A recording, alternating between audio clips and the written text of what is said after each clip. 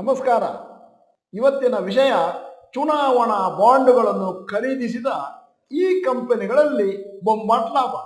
ನಾನು ಡಾಕ್ಟರ್ ಭರತ್ ಚಂದ್ರ. ವಿಡಿಯೋಗಳ ಉದ್ದೇಶ ಕನ್ನಡಿಗರ ಫೈನಾನ್ಷಿಯಲ್ ಎಜುಕೇಶನ್. ಈ ವಾರ ಸುಮಾರು ಅನ್ಸರ್ಟನಿಟೀಸ್ ಇತ್ತು. ಅದಕ್ಕೋಸ್ಕರ ಮಾರುಕಟ್ಟೆಯಲ್ಲಿ ತುಂಬಾ ವೊಲಟಾಲಿಟಿ ಕೂಡ ಇತ್ತು.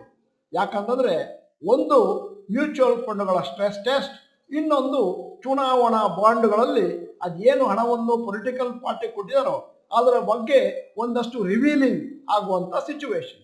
ನಿನ್ನೆ ಎಲೆಕ್ಷನ್ ಕಮಿಷನ್ ರಿಲೀಸ್ ಮಾಡಿದ್ರು ಮಾಹಿತಿಗಳನ್ನು. Electoral bonds complying with the supreme court direction. State bank of India ಆ ಡೀಟೇಲ್ಸ್ ಅನ್ನ ಶೇರ್ ಮಾಡ್ತು ಎಲೆಕ್ಷನ್ ಕಮಿಷನ್ಗೆ ಮಾರ್ಚ್ 12ನೇ ತಾರೀಕು.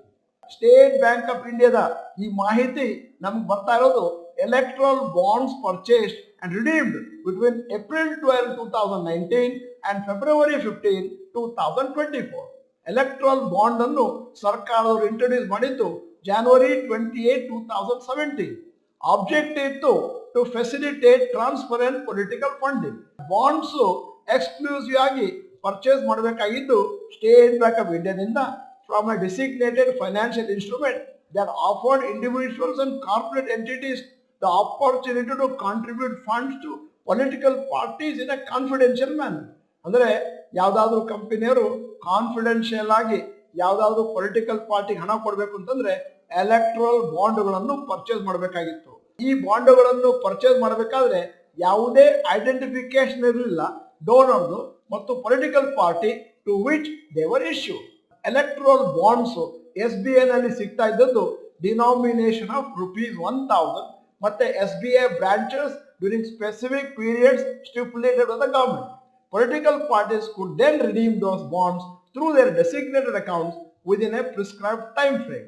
ಅಂದ್ರೆ ಒಮ್ಮೆ ಆ ಬಾಂಡ್ ಬಂದ ಮೇಲೆ ಅವರು ಅದನ್ನ ರೆಡೀಮ್ ಮಾಡ್ಕೋಬಹುದಾಗಿತ್ತು ಒಂದು ಪರ್ಟಿಕ್ಯುಲರ್ ಟೈಮ್ ಫ್ರೇಮ್ ಅಲ್ಲಿ. ಈಗ top 10 donors to political parties. Number 1 Future Gaming and hotel services 1368 ಕೋಟಿ.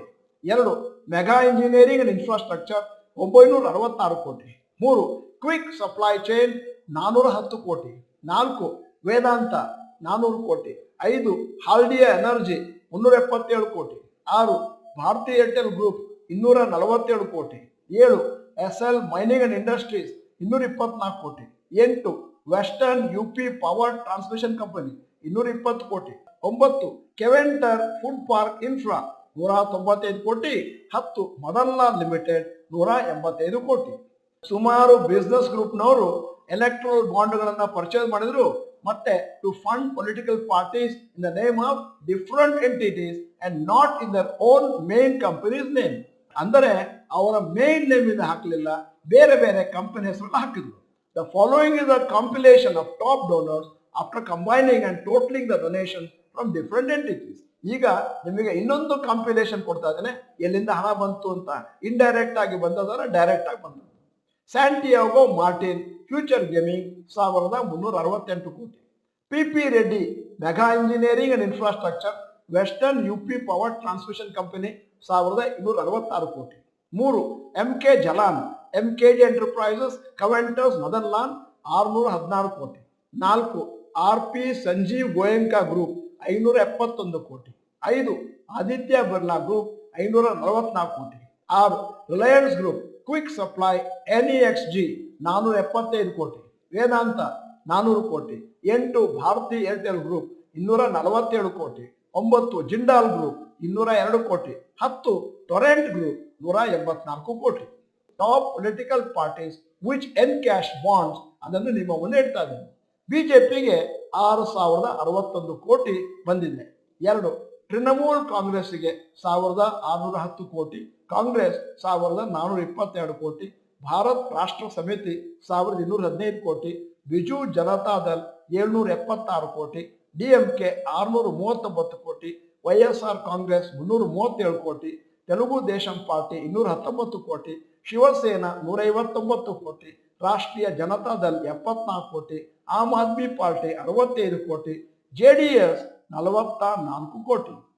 ಈ ಲಿಸ್ಟು ರಿಲೀಸ್ ಆದ್ಮೇಲೆ ಯಾರ್ಯಾರಿಗೆ ಡೋನರ್ಸ್, ಯಾವ್ಯಾವ ಕಂಪನಿಗಳಿಗೆ ಎಷ್ಟೆಷ್ಟು ಡೊನೇಷನ್ ಬಂದಿದೆ ಅನ್ನುವಂಥ ಪಟ್ಟಿ ರಿಲೀಸ್ ಆದ್ಮೇಲೆ ಸುಮಾರು ಎಲಿಗೇಷನ್ಗಳು ಸ್ಟಾರ್ಟ್ ಆಗಿದ್ದಾವೆ. Various deals and contracts due to the donation to political parties. ಅಂದರೆ ಈ ಪರ್ಟಿಕ್ಯುಲರ್ ದುಡ್ಡನ್ನು ಕಂಪನಿಗಳು ಪೊಲಿಟಿಕಲ್ ಪಾರ್ಟೀಸ್ಗೆ ಯಾಕೆ ಕೊಟ್ಟಿದ್ದಾರೆ ಅನ್ನುವಂತ ಚರ್ಚೆ ನಡೀತಾ ಇದೆ. ಅಂತಂದ್ರೆ ಏನಾದರೂ ಫೇವರ್ಸ್ ಈ ಪೊಲಿಟಿಕಲ್ ಪಾರ್ಟಿಯಿಂದ ತೆಗೆದುಕೊಂಡಿದ್ದಾರಾ ಅನ್ನುವಂತ ಚರ್ಚೆ ಕೂಡ ನಡೀತಾ ಇದೆ. ಮಾಹಿತಿಗಳ ಪ್ರಕಾರ 22 ಕಂಪನಿಗಳು 100 ಕೋಟಿ ಮೇಲೆ ಕೊಟ್ಟಿದ್ದಾರೆ. ಮತ್ತೆ ಇನಿಷಿಯಲ್ ಸ್ಟಡೀಸ್ ಏನ್ ಹೇಳುತ್ತೆ ಅಂತಂದ್ರೆ ಅದಾನಿ ಗ್ರೂಪ್ನವರ ಹೆಸರು ಯಾವ ಲಿಸ್ಟ್ ಆಫ್ ಡೋನರ್ಸ್ ಅಲ್ಲೂ ಕೂಡ ಕಂಡು ಬರ್ತಾ ಇಲ್ಲ. ಬಹಳಷ್ಟು ಕಂಪನಿಗಳು ಈ ಹಣವನ್ನು ಕೊಟ್ಟಾಗ ಅದಕ್ಕೆ ಸರಿಯಾಗಿ ಸರ್ಕಾರದಿಂದ ಒಂದಷ್ಟು ಸಹಾಯವನ್ನು ಪಡೆದುಕೊಂಡಿದ್ದಾವೆ. ಸುಮಾರು ಇಂಡಿವಿಜುವಲ್ಸ್ ಮತ್ತು ಕಂಪನಿಗಳು ಈ ರೀತಿ ಹಣವನ್ನು ಪೊಲಿಟಿಕಲ್ ಪಾರ್ಟಿಗೆ ಕಾಂಟ್ರಿಬ್ಯೂಟ್ ಮಾಡಿದ್ದಾರೆ. ಯಾಕಂತಂದ್ರೆ ಅದೇನು ಇನ್ವೆಸ್ಟಿಗೇಷನ್ ಆಗ್ತಾ ಇತ್ತು ಇನ್ಕಮ್ ಟ್ಯಾಕ್ಸ್ ಮತ್ತು ಇಡಿ, ಅದನ್ನ ಒಂದಷ್ಟು ಮಟ್ಟಿಗೆ ಸ್ಟಾಪ್ ಮಾಡಬೇಕು. ಮತ್ತೆ ನಾವೇನು ರಾಂಗ್ ಡೂಯಿಂಗ್ ಮಾಡ್ತಾ ಇದ್ದೇವೆ ಅದನ್ನ ಸರ್ಕಾರ ಒಪ್ಪಿಕೊಳ್ಳಿ ಅನ್ನುವಂತ ಕಾರಣದಿಂದ ನಾವು ನಮ್ಮದೇ ಆದಂತ ಲೆಕ್ಕಾಚಾರ ಹಾಕಿದಾಗ ನಮಗೆ ತಿಳಿದು ಬಂದಂತ ವಿಷಯ ಏನು ಅಂತಂದ್ರೆ ಸುಮಾರು ಡೊನೇಷನ್ ಕೊಟ್ಟಂತ ಕಂಪನಿಗಳದ್ದು ಶೇರಿನ ವ್ಯಾಲ್ಯೂ ಬಹಳಷ್ಟು ಮೇಲಕ್ಕೆ ಹೋಗಿದೆ. ಅಂದರೆ ಅವರು ಕೊಟ್ಟ ಮೇಲೆ ಮೇಲಕ್ಕೆ ಹೋಯ್ತೋ ಅಥವಾ ಮೇಲಕ್ಕೆ ಹೋದ್ಮೇಲೆ ಕೊಟ್ರೋ ಅನ್ನುವಂಥದ್ದು ಯಕ್ಷ ಪ್ರಶ್ನೆ. ಉದಾಹರಣೆಗೆ Olectra green track holding company ಮತ್ತು ಮೆಗಾ ಇಂಜಿನಿಯರಿಂಗ್ ಇನ್ಫ್ರಾಸ್ಟ್ರಕ್ಚರ್ ಲಿಮಿಟೆಡ್ ಈ 2 ಕಂಪನಿಗಳು second highest purchaser of electoral bonds. Olectra green tech company manufacture of electric buses ಮತ್ತೆ ಅದರ ಶೇರ್ ಅಪ್ರಿಷಿಯೇಟ್ ಆಗಿದೆ.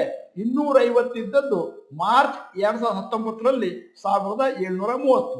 ಅದೇ ಷೇರು ಫೆಬ್ರವರಿಯಲ್ಲಿ 2200 ರೂಪಾಯಿ ಇತ್ತು. ಅಂದರೆ 7 times ಮಲ್ಟಿಪ್ಲೈಡ್ ಇನ್ 5 years. ಈ ಪಟ್ಟಿಯನ್ನು ನೋಡಿದಾಗ ತಿಳಿದು ಬರುವುದೇನು ಅಂತಂದ್ರೆ ಸುಮಾರು ಕಂಪನಿಯವರು ಲಾರ್ಜ್ ಕಂಪನಿಯವರು 10 ರಿಂದ 30 ಕೋಟಿಯನ್ನು ಎಲೆಕ್ಟ್ರಲ್ ಬಾಂಡ್ ಅಲ್ಲಿ ಸರ್ಕಾರಕ್ಕೆ ಕೊಟ್ಟಿದ್ದಾರೆ.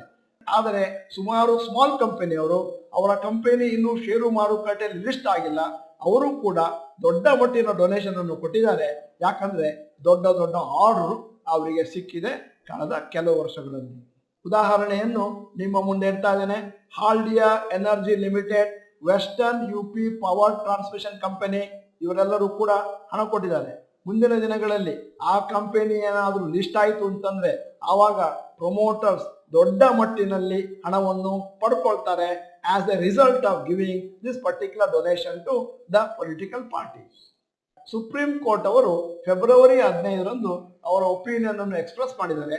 Electoral bond scheme brought in by Narendra Modi government in 2017 was unconstitutional and violated the right of information. ಯಾಕಂತಂದ್ರೆ ಇದರಲ್ಲಿ ಯಾರು ಯಾರಿಗೆ ಕೊಟ್ಟರು ಅಂತಿಲ್ಲ, ಎಷ್ಟು ಕೊಟ್ಟಿದ್ದಾರೆ ಅಂತ ಹೇಳಿದ್ದಾರೆ. ಮತ್ತೆ ಯಾವ ಕಂಪನಿಯವರು ಬೇಕಾದರೂ ಈ ರೀತಿ ಹಣವನ್ನು ಕೊಟ್ಟು ಸರ್ಕಾರದಿಂದ ಒಂದಷ್ಟು ಉಪಯೋಗವನ್ನು ಪಡೆದುಕೊಳ್ಳಬಹುದು. ನೀವು ಸೂಕ್ಷ್ಮವಾಗಿ ಗಮನಿಸಿದ್ರೆ ಈ ಎಲೆಕ್ಟ್ರಲ್ ಬಾಂಡಿಂದಾಗಿ 2 ಜನರಲ್ ಎಲೆಕ್ಷನ್ ನಡೆದಿದೆ. ಮತ್ತೆ ಸುಮಾರು ಸ್ಟೇಟ್ ಅಸೆಂಬ್ಲಿ ಎಲೆಕ್ಷನ್ಗಳು ಕೂಡ ನಡೆದಿದ್ದಾವೆ. ನಿಜ ಹೇಳಬೇಕು ಮತ್ತು ಅಂಕಿ ಅಂಶಗಳನ್ನು ನಿಮ್ಮ ಮುಂದೆ ಇಡಬೇಕು ಅಂತಂದ್ರೆ 2019ರಲ್ಲಿ ಅದೇನು ಎಲೆಕ್ಷನ್ ಆಗಿತ್ತು, the most expensive election in the whole world. ಯಾಕಂದ್ರೆ 72,000 ಕೋಟಿ ಆ ಎಲೆಕ್ಷನ್ ಅಲ್ಲಿ ಖರ್ಚಾಗಿತ್ತು ಬೈ ಪೊಲಿಟಿಕಲ್ ಪಾರ್ಟೀಸ್. ಇದು ಆಲ್ಮೋಸ್ಟ್ ಡಬಲ್ 2014ರ ಎಲೆಕ್ಷನ್ಗೆ ಹೋಲಿಕೆ ಮಾಡಿದೆ. ಈಗ ವಿಡಿಯೋದ ಕೊನೆಯಲ್ಲಿ ಇವತ್ತಿನ ವಿಷಯಕ್ಕೆ ಸಂಬಂಧಪಟ್ಟ ಹಾಗೆ ಒಂದು ಪ್ರಶ್ನೆ ಕೇಳ್ತಾ ಇದ್ದೇನೆ. ಈ ರೀತಿ ಪೊಲಿಟಿಕಲ್ ಫಂಡಿಂಗ್ ಬೈ ಕಂಪನೀಸ್ ಅದು ಅಮೆರಿಕಾದಲ್ಲೂ ಕೂಡ ನಡೀತಾ ಇದೆ, ಸುಮಾರು ದೇಶದಲ್ಲಿ ಕೂಡ ನಡೀತಾ ಇದೆ. ನಿಮ್ಮ ಪ್ರಕಾರ ಇದನ್ನು ತಡೆಗಟ್ಟಲಿಕ್ಕೆ ಏನಾದರೂ ವಿಧಾನಗಳು ಇದೆಯೇ? ಎಸ್ ಅಥವಾ ನೋ ಅಂತ ಟೈಪ್ ಮಾಡಿ. ನೀವು ಡಾಕ್ಟರ್ ಭರತ್ ಚಂದ್ರ ಇನ್ಸ್ಟಿಟ್ಯೂಟ್ ಕನ್ನಡ ಚಾನಲ್ ಮೆಂಬರ್ ಅಲ್ಲ ಅಂತಂದ್ರೆ ಇದೀಗ ಸಮಯ ಸಬ್ಸ್ಕ್ರಿಪ್ಷನ್ ಬಟನ್ ಬೆಲ್ ಐಕಾನ್ ಒತ್ತಿ. ವಿಡಿಯೋ ಚೆನ್ನಾಗಿದ್ರೆ ಲೈಕ್ ಬಟನ್ ಒತ್ತುವುದನ್ನು ಮರಿಬೇಡಿ. ನಮಗೆ ಪ್ರೋತ್ಸಾಹ ಕೊಡಬೇಕು ಅಂತಂದ್ರೆ, ಬೆನ್ನು ತಟ್ಟಬೇಕು ಅಂತಂದ್ರೆ ವಿಡಿಯೋನ ಕನಿಷ್ಠ ಒಂದು 50 ಜನರಿಗೆ ಫಾರ್ವರ್ಡ್ ಮಾಡಿ. ಯಾಕಂತಂದ್ರೆ ಈ ಇನ್ಫಾರ್ಮೇಶನ್ ಎಲ್ಲರಿಗೂ ಬೇಕಾಗಿರುವಂತಹದ್ದು. ಮತ್ತು ನಮ್ಮ ವಿಡಿಯೋನ 10,000 ಜನ ನೋಡಿದ್ರೆ, 20,000 ಜನ ನೋಡಿದ್ರೆ, ಎಲ್ಲ ಕೊನೆಯಲ್ಲಿ 30,000 ಜನ ನೋಡಿದ್ರೆ ನಮಗೆ ಬಹಳ ಖುಷಿ ಆಗುತ್ತೆ. ವಿಡಿಯೋನ ಸಂಪೂರ್ಣವಾಗಿ ನೋಡಿದ್ದಕ್ಕೆ ಧನ್ಯವಾದಗಳು. ನಮಸ್ಕಾರ.